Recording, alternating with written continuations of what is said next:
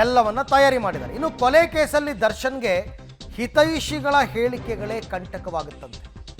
ಪ್ರಭಾವಿಗಳ ಹೇಳಿಕೆಗಳನ್ನು ಅಸ್ತ್ರವನ್ನಾಗಿ ಬಳಸೋದಕ್ಕೆ ಪೊಲೀಸರು ಪ್ಲಾನ್ ಮಾಡಿಕೊಂಡಿದ್ದಾರೆ. ಜಾಮೀನಿಗೆ ದರ್ಶನ್ ಮೊರೆ ಹೋದರೆ ಕೋರ್ಟ್ನಲ್ಲಿ ಬಲವಾಗಿ ಆಕ್ಷೇಪ ವ್ಯಕ್ತಪಡಿಸ್ತಾರೆ, ಮಾಡೇ ಮಾಡ್ತಾರೆ. ಬೇಕಾಗುವ ಸಾಕ್ಷ್ಯಗಳನ್ನು ಈಗಾಗಲೇ ಸಂಗ್ರಹಿಸಿಟ್ಟಿದ್ದಾರಂತೆ ಪೊಲೀಸರು, ಅದನ್ನೂ ಮಾಡಿದ್ದಾರೆ. ಇವರು ಜಾಮೀನಿಗೆ ಅಪ್ಲೈ ಮಾಡಿಕೊಂಡ್ರು ಆಕ್ಷೇಪಣೆ ಸಲ್ಲಿಸೋದಕ್ಕೆ. ದರ್ಶನ್ ಬಗ್ಗೆ ನಟ ನಟಿಯರು ರಾಜಕಾರಣಿಗಳ ಹೇಳಿಕೆಗಳ ಸಿಡಿಯನ್ನು ಮಾಡ್ಕೊಂಡಿದ್ದಾರಂತೆ ಖಾಕಿ. ದರ್ಶನ್ ಮೆಚ್ಚಿಸೋದಕ್ಕೆ ಅತ್ಯಾಪ್ತರು ಕೊಟ್ಟಿರುವ ಹೇಳಿಕೆಗಳು ದರ್ಶನ್ಗೆ ಕಂಟಕವಾಗುವ ಸಾಧ್ಯತೆ ಇದೆ ಅಂತ ಹೇಳ್ತಿದ್ದಾರೆ. But how?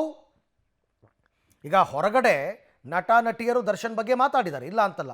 ಹೆಂಗೆ ಇದು ಕಂಟಕವಾಗುತ್ತೆ?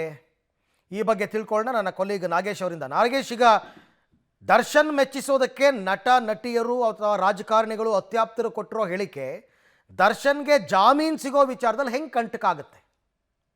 ಅರವಿಂದ್, ಬಹಳ ಪ್ರಮುಖವಾಗಿ ರೇಣುಕಾಸ್ವಾಮಿ ಕೊಲೆಯಾದ ಬಳಿಕ ದರ್ಶನ್ ಅವರನ್ನು ಅರೆಸ್ಟ್ ಮಾಡ್ತಾರೆ. ಅರೆಸ್ಟ್ ಮಾಡಿ ಈ ಒಂದು ಪ್ರಕರಣದಲ್ಲಿ ದರ್ಶನ್ ಏನು ಪಾತ್ರ ಇದೆ ಅನ್ನುವಂಥದ್ರ ಬಗ್ಗೆ ಅವರ ಹಿತೈಷಿಗಳು ಮತ್ತು ಕೆಲವೊಂದು ನಟ ನಟಿಯರು ಸೇರಿದಂತೆ ಬಹಳ ಅತ್ಯಾಪ್ತರು ಅವರ ಗುಂಪಿನಲ್ಲಿ ಗುರ್ಸ್ಕೊಂಡಿರುವಂಥರು ಅವರ ಪರವಾಗಿ ಬ್ಯಾಟ್ ಬೀಸುವ ಕೆಲಸವನ್ನು ಮಾಡಿದರು.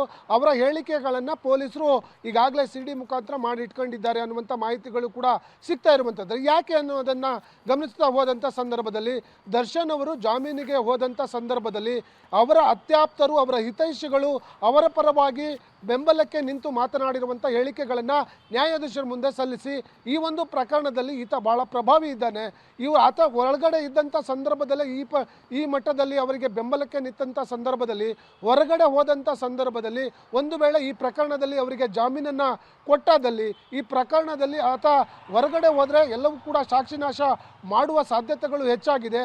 ಹಾಗಾಗಿ ಪ್ರಭಾವಿಗಳು, ಅತ್ಯಾಪ್ತರು, ಹಣವಂತರು ಎಲ್ಲರೂ ಕೂಡ ಅವರ ಬೆಂಬಲಕ್ಕೆ ಇರೋದ್ರಿಂದ ಈ ಪ್ರಕರಣದಲ್ಲಿ ಯಾವುದೇ ಕಾರಣಕ್ಕೂ ಆರೋಪಿ ದರ್ಶನ್ ಅವರಿಗೆ ಜಾಮೀನನ್ನು ಕೊಡಬಾರದು ಅನ್ನುವಂಥ ಪ್ರಬಲವಾದ ಒಂದು ವಾದವನ್ನು ಮಾಡಲಿಕ್ಕೆ ಈಗಾಗಲೇ ಪೊಲೀಸರು ಎಲ್ಲ ರೀತಿಯ ಸಾಕ್ಷ್ಯಾಧಾರಗಳನ್ನು ಇಟ್ಕೊಂಡಿರುವಂಥದ್ದು. ಅದಕ್ಕೆ ಸಂಬಂಧಪಟ್ಟಂತೆ ಈಗಾಗಲೇ ಅವರ ಪರ ಯಾರ್ಯಾರೆಲ್ಲ ಮಾತಾಡಿದ್ದಾರೋ ಅವರ ಹೇಳಿಕೆಗಳನ್ನು ಪೇಪರ್ ಕಟ್ಟಿಂಗ್ ಸೇರಿದಂತೆ ವಿಡಿಯೋ ಆಡಿಯೋಗಳೆಲ್ಲವನ್ನೂ ಕೂಡ CD ಮಾಡಿ ಇಟ್ಕೊಂಡಿದ್ದಾರೆ.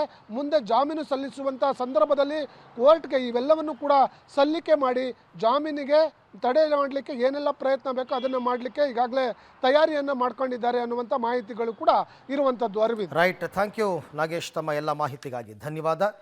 ಸೊ ನೋಡೋಣ ಮುಂದಿನ ದಿನಗಳಲ್ಲಿ ಇವೆಲ್ಲ ಯಾವ ರೀತಿ ಆಗುತ್ತೆ ಅಂತ. ಯಾಕೆಂದರೆ ಇದು ಸದ್ಯಕ್ಕೆ ನಿಲ್ಲುವಂಥ ವಿಚಾರ ಅಲ್ಲ.